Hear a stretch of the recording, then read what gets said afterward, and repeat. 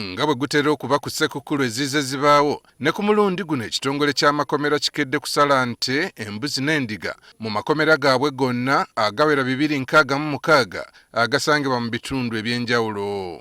Era buli wamu gy'olaga awali ekkomera essanyu jereere olw'okuba nti bafunye ku nnyama ya Christmas.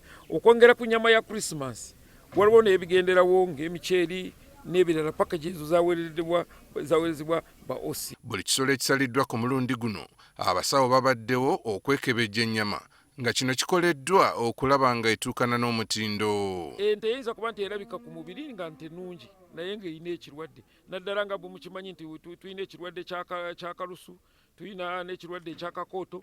Kati bwe tuba nga tetukozeseza abasawo tuyinza okuba nti tuleetera obulabe abasibe baffe n'abaserikale.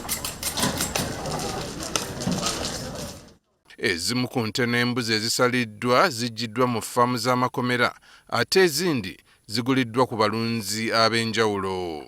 Era ezisinga ezaffe zennyini kubanga zo zibeerawo buliwo nga supply tenatandika ze tutera okusooka kusindika mu makomera ag'enjawulo nga bwe nkugambye tulina amakomera 266. Kati zino ezijja wano okusinga z'abaserikale abeeruzira ne headquarter kubanga zo zijja kikererezi. Tutegeezeddwa nga bwe waliwo enteekateeka ey'enjawulo eri abasibe abatalya nnyama. Osi bw'ayiiya ayinza kugula enkoko naye abasinga bateera kugula byannyanja.